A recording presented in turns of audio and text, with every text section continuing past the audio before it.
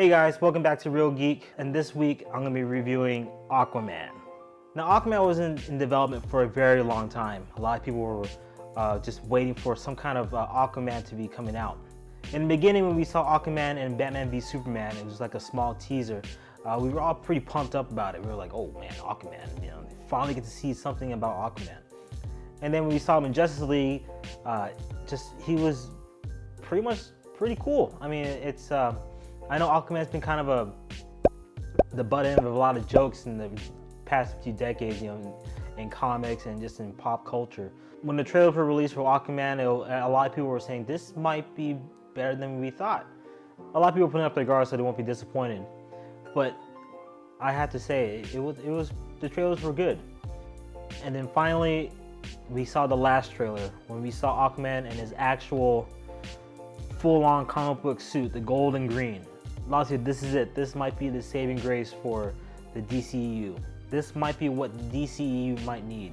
So when I went to go see it, I was pretty impressed. It was actually pretty good. I was always keeping my hopes down because, with the track record that DC has put out there, besides Wonder Woman, I actually had a fun time watching this movie. Granted, it has its flaws here and there, and it's not the greatest superhero movie, but it's not the worst superhero movie, especially coming from the DCEU.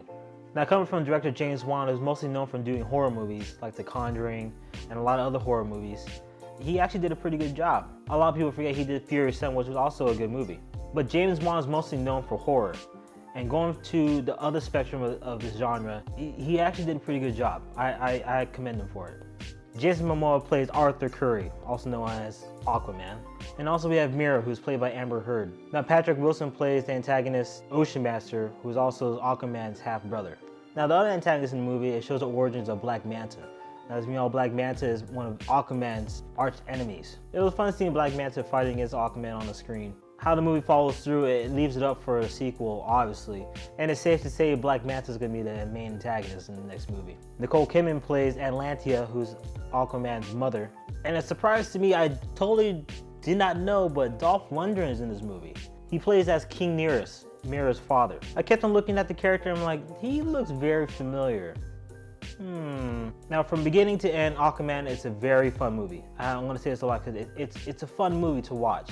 You get a taste of his origins in the very beginning, and you get to see him grow up as basically an Aquaman. The character development in the movie is well done. The pacing is well good. For being a 2.5-hour movie, it didn't feel like you were sitting there for so long and waiting for the movie to end. It actually was on point. I like how they had the adventurous element into it, where they go in different places to find different things. It kind of reminded me of like Indiana Jones or some kind of other adventurous movie. There's a lot of good things I like about Aquaman. You start from Aquaman, as we already know, he's already established as being a superhero. He saved the world with the Justice League. And so you see him like kind of upgrade himself, internally and externally, to become the better person that he wants to be. Now I can't think of anybody else that can play Aquaman better than Jason Momoa. I mean, the charismatic bro kind of like feeling that you get from Aquaman, that I think it fits Aquaman. His character gets better and better as you see him on screen.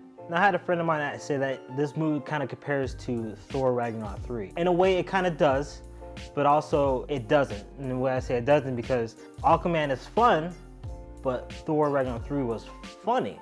So in a way, yes, they're kind of similar, but Aquaman was a fun movie, and Thor Ragnarok was a funny movie. And surprisingly, when I was watching the movie, there was a little bit of horror sprinkled into it a little bit, and being that James Wan's a horror director.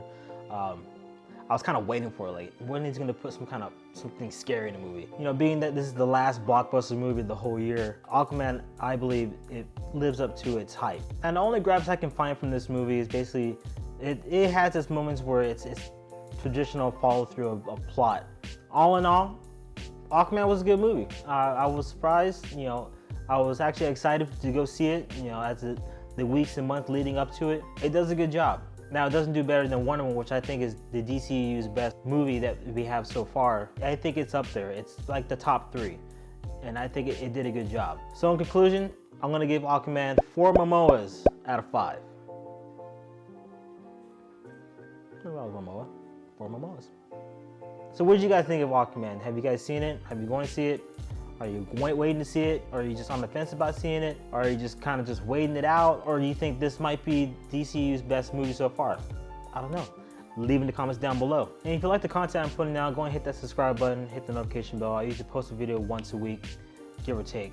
If you want, go and give that video a like, or if you don't, give it a dislike. And as always, I'll see you guys in the next video.